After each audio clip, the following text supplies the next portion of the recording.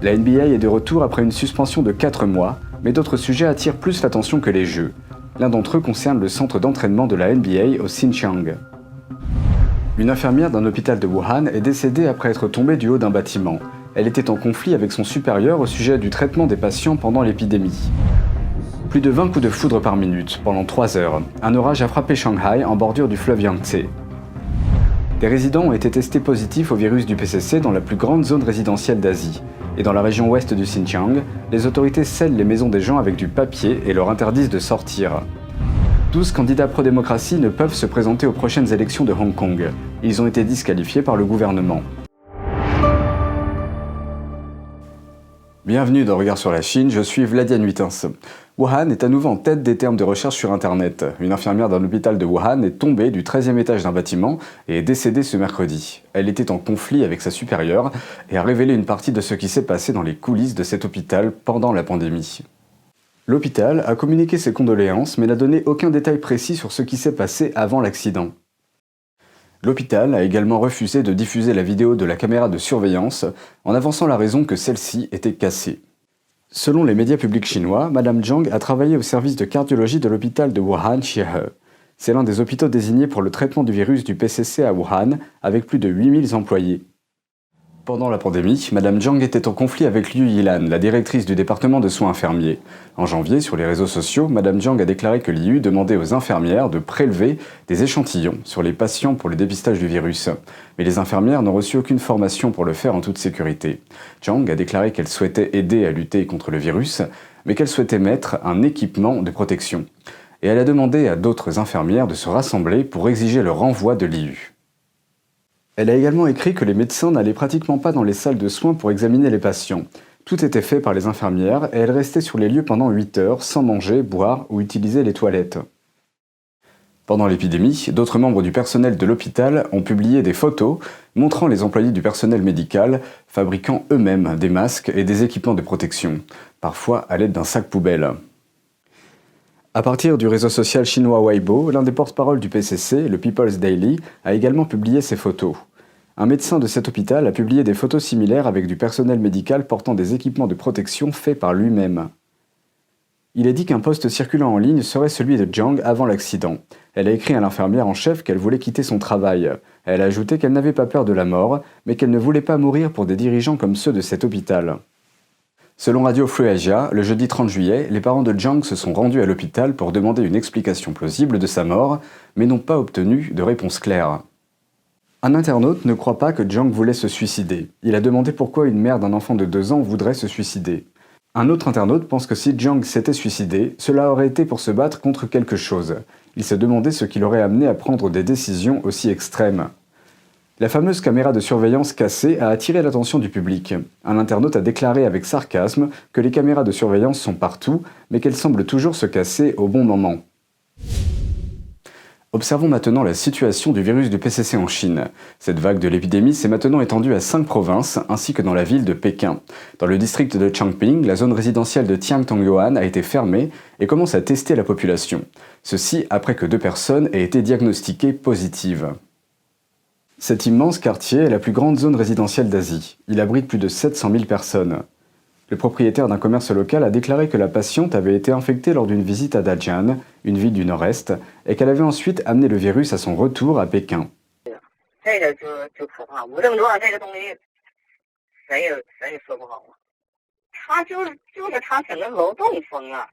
Un agent immobilier du quartier a déclaré que le bâtiment infecté n'est qu'à 10 minutes de la ligne de métro numéro 5 de Pékin, qui suit un axe nord-sud et traverse toute la ville.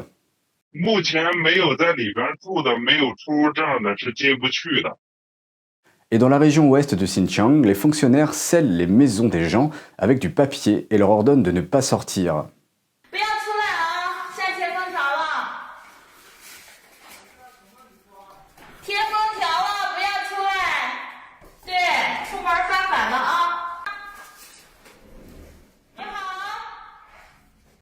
C'est ainsi que les autorités de la ville de Fuzhou, dans le sud, ont annoncé l'état de guerre après qu'un patient infecté du nord ait visité la ville.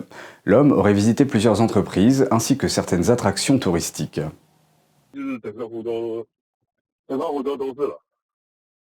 L'hôtel dans lequel il a séjourné est maintenant fermé.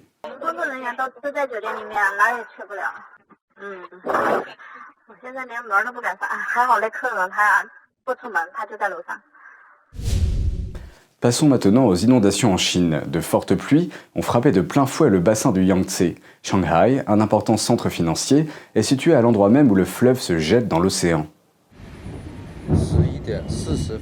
Mardi 28 juillet, Shanghai a essuyé des conditions météorologiques encore plus extrêmes. Un vent violent a soudainement frappé la région vers midi, suivi de puissants orages et éclairs. Selon le Centre de Shanghai pour les technologies de prévention des catastrophes météorologiques, la foudre a frappé plus de 4000 fois en 3 heures, avec une moyenne de 23 coups par minute. La personne qui a enregistré la vidéo a déclaré que le bruit du tonnerre était très fort. Ils l'ont comparé au tonnerre du printemps, ajoutant qu'il a plu constamment tout l'été. L'Observatoire météorologique central de Shanghai a émis une alerte de niveau orange pour le tonnerre et la foudre, le deuxième niveau d'alerte le plus élevé. Parallèlement, une alerte jaune en raison des fortes pluies et du vent a également été émise. Selon les prévisions météorologiques de la région, 10% des rues et des régions de Shanghai avaient accumulé plus de 5 cm d'eau de pluie.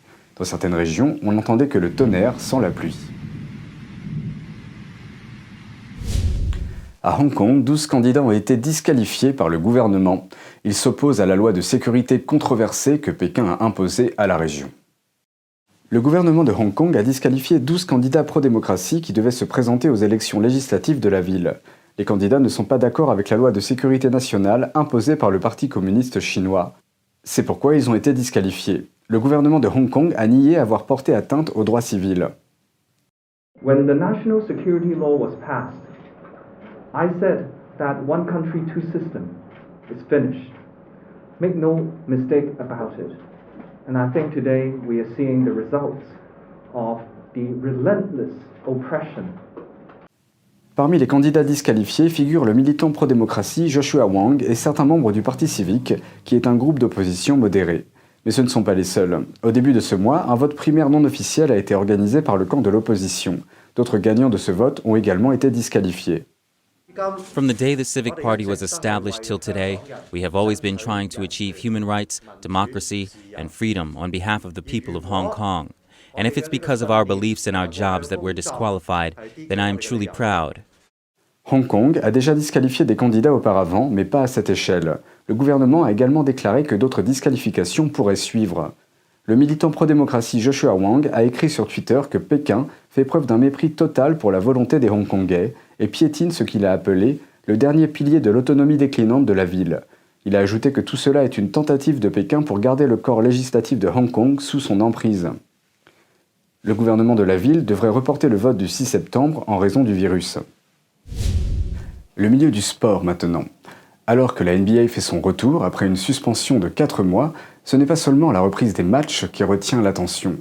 Un nouveau reportage de ESPN expose un contexte de violation des droits humains dans le centre d'entraînement de la NBA en Chine.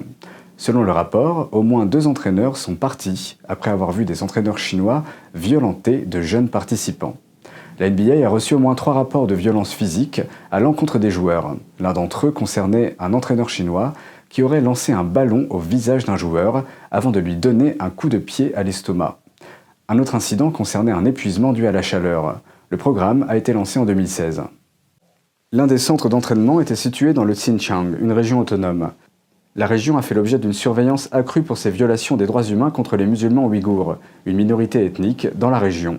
Un commissaire adjoint de la NBA et directeur des opérations a déclaré que la Ligue n'était pas informée des problèmes liés aux droits de l'homme dans la région lorsqu'elle a lancé le programme en 2016. Selon le reportage, un entraîneur américain a été détenu à 3 reprises sans motif valable. Un ancien employé de la Ligue a décrit son séjour dans le programme du Xinjiang comme étant similaire à celui de l'Allemagne de la Seconde Guerre mondiale. La NBA a depuis fermé le centre d'entraînement du Xinjiang. Le reportage de l'ESPN a également détaillé la façon dont les programmes d'entraînement étaient sous le contrôle du régime chinois. Un ancien entraîneur a déclaré à ESPN qu'il travaillait essentiellement pour le gouvernement chinois. La NBA et la Chine sont de plus en plus sous les projecteurs après un tweet l'année dernière. En octobre dernier, le directeur général des Houston Rockets a publié sur Twitter un message de soutien aux manifestations pro-démocratiques de Hong Kong. Malgré la suppression de ce tweet, il y a eu une réaction très forte de la part de la Chine. Les chaînes de télévision d'État ont supprimé les matchs de la NBA de leur programme dans tout le pays, ce qui a coûté à la Ligue des centaines de millions de dollars. Le commissaire de la NBA, Adam Silver, s'est ensuite excusé auprès de la Chine. Bien que le vice-président Mike Pence ait critiqué ces excuses, accusant la NBA d'agir comme une filiale à part entière du régime totalitaire. Même aujourd'hui, alors que la NBA prévoit une reprise post-épidémique, la télévision refuse toujours de diffuser les jeux. Les législateurs américains continuent de remettre en question les liens commerciaux de la Ligue avec le régime chinois.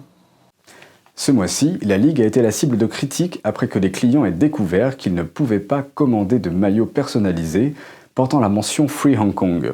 La Ligue a ensuite répondu que c'était une erreur et la suspension a été levée. Mais quelques jours plus tard, la NBA a retiré de son magasin tout le matériel personnalisable. Le sénateur Josh Hawley a demandé au commissaire de la NBA, Adam Silver, de témoigner sous serment sur la position de la Ligue à l'égard de la Chine. Dans une lettre, Hawley a demandé à Silver pourquoi les joueurs de la Ligue pouvaient porter certains messages politiques, mais pas d'autres. Hawley a dit « Aucun profit ne peut justifier une collaboration avec un régime pour lequel la répression violente et l'esclavage sont des outils de gouvernance courants. » Hawley a demandé à la NBA d'adopter une position plus ferme face aux atrocités qui se produisent en Chine, affirmant que le refus de la Ligue d'aborder ces questions en dit long. Depuis, la NBA a publié une déclaration indiquant que seuls certains messages de justice sociale sont autorisés sur les maillots des joueurs. Hawley a dit dans un tweet que cela donnait l'impression d'avoir été rédigé par des avocats de Pékin. C'est tout pour aujourd'hui, merci d'avoir suivi Regard sur la Chine, on se donne rendez-vous demain pour une prochaine émission. N'hésitez pas à vous abonner à la page, merci, très bonne soirée et à bientôt.